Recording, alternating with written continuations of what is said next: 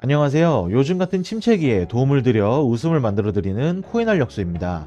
오늘은 이더리움에 대해 브리핑 드리려고 합니다. 브리핑 시작에 앞서 영상 하단의 고정 댓글 보시면 코인알력소에서 무료로 운영하는 카톡방, 텔레그램방 링크가 있습니다.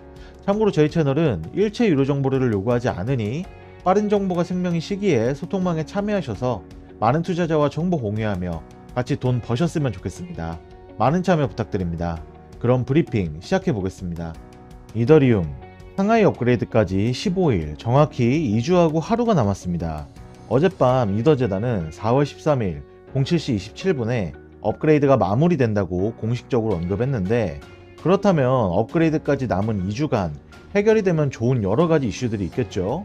예를 들어 쿠코인 소송에 관련된 이더 미등록 증권설부터 언스테이킹 물량 등 이러한 악재들을 해소하기엔 2주는 턱없이 모자라지만 어느 정도 정답을 유추해 볼 수 있을 만한 자료들을 준비해 봤습니다.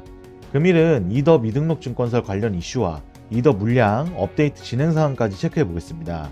이더로 2년 안에 인생을 바꾸실 분들은 페리 끝까지 시청하시길 바라겠습니다.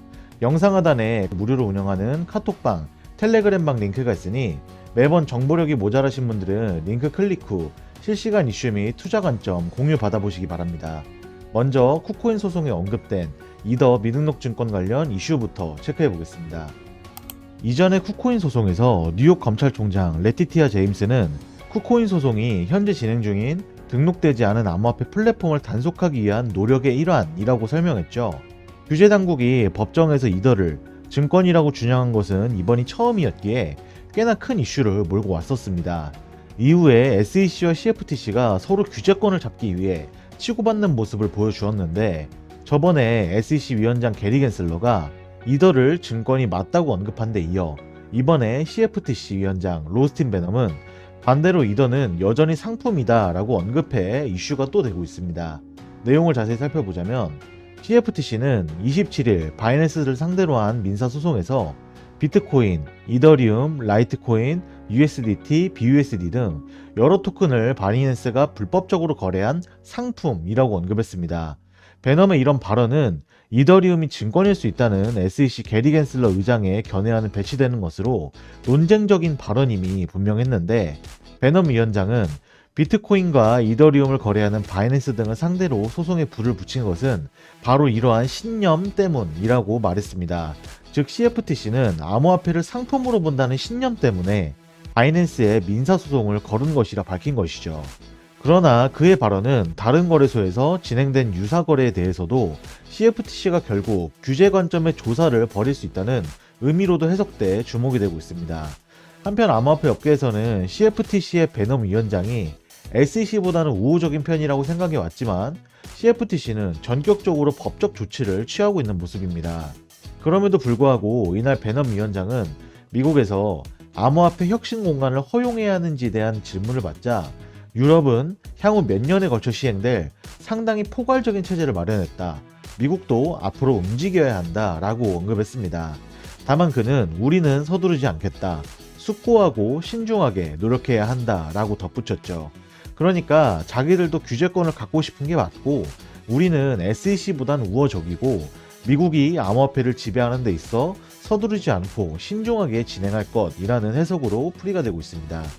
특히 이번 바이낸스 법적 조치 경우엔 중국과 패권을 다투기 위해 미 당국이 움직인 것으로 보이며, 최근 미국은 달러의 약화와 미 은행들의 연쇄 파산의 여파로 현재까지 시장이 흔들리고 있다 보니 CFTC 의장도 급하게 법적 조치를 취해가면서 규제권을 조금씩 가져가려는 모습으로 보이네요.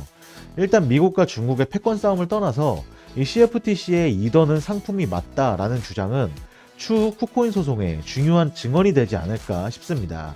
이와 관련된 쿠코인 소송의 이더 이슈는 꾸준히 체크해 드릴 테니 구독, 좋아요, 알람 설정 부탁드립니다.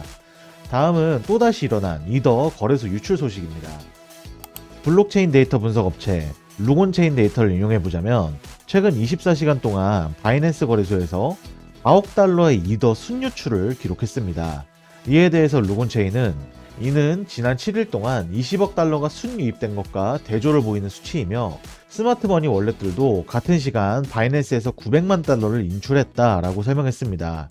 물론 소송에 걸린 바이낸스가 걱정돼 기존 지갑으로 이더를 옮긴 것일 수도 있지만 상하이 업그레이드가 2주가 남은 시점에서 이러한 대규모 거래소 유출은 이더의 도미넌스를 올리기에 충분히 큰 호재로 작용하는 것으로 보고 있는 만큼 이더의 상승 추세는 큰 악재가 아니면 꺾이지 않을 것 같은 모습입니다. 다음은 업데이트 진행사항 체크해 보겠습니다.